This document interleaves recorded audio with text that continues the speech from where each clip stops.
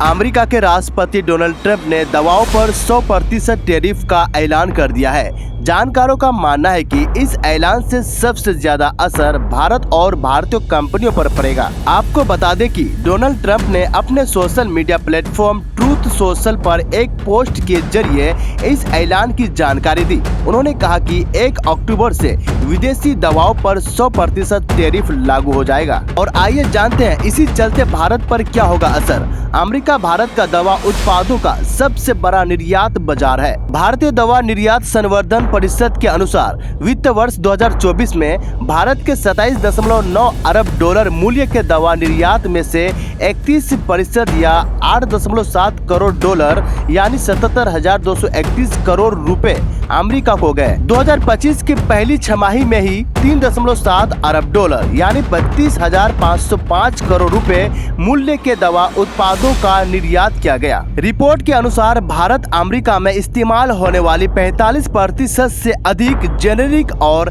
15% biosimilar दवाओं की आपूर्ति करता है। Doctor Reddy's, Aurobindo pharma, Zydus life sciences, Sun pharma और ग्लेड फार्मा जैसी कंपनियां कथित तौर पर अपने कुल राजस्व का 30 से 50% अमेरिकी बाजार से कमाती है। हालांकि नई अमेरिकी टैरिफ मुख्य रूप से ब्रांडेड और पेटेंट प्राप्त दवाओं को टारगेट करते हैं और ये एक ऐसा क्षेत्र है जिस पर बहुराष्ट्रीय कंपनियों का प्रभुत्व है। फिर भी इस बात को लेकर अनिश्चितता बनी हुई है कि क्या भारत की डिजिटल जेनेरिक और विशेष दवाइयां भी जांच के दायरे में आएगी। और इसके अलावा आपको ये भी बता दें कि अमेरिकी कस्टमर्स भारत में निर्मित कम लागत वाली जेनेरिक दवाओं पर निर्भर है और हाई टैरिफ से देश में कीमतों में वृद्धि, महंगाई और दवाओं की कमी होगी। और आइए जानते हैं कि ट्रंप ने ट्रूथ सोशल पर क्या लिखा।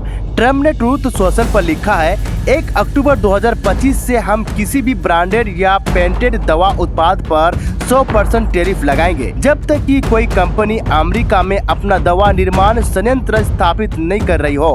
निर्माण का अर्थ होगा भूमि पूजन और या निर्माणाधीन। इसलिए अगर निर्माण शुरू हो गया है तो इन दवा उत्पादों पर कोई टैरिफ नहीं लगेगा। और इस मामले पर ध्यान देने के लिए धन्यवाद। और इसके बाद जानकारों का कहना है कि अमेरिका अभी भी ज्यादातर दवाओं और उनकी सामग्री के लिए दूसरे देशों पर निर्भर रहेगा, क्योंकि दवा उद्योग दुनिया भर में फैला हुआ है। दवाओं के कई हिस्से और तैयार दवाइयां अलग अलग देशों में बनती है। ट्रंप ने जेनेरिक या सस्ती दवाओं के आयात पर कोई अतिरिक्त टैक्स लगाने की बात नहीं की। और जानकारों का कहना है कि अगर ऐसा होता तो दवाओं की कमी और बढ़ जाती। जेनेरिक दवा बनाने वाली कंपनियों को वैसे भी बहुत कम मुनाफा होता है। अगर उन पर टैक्स लगाया जाता तो उनकी लागत और बढ़ जाती और वे अमेरिका में दवाइयां बेचना ही बंद कर सकती थी। वीडियो इंफॉर्मेटिव लगने पर सब्सक्राइब और शेयर जरूर करें।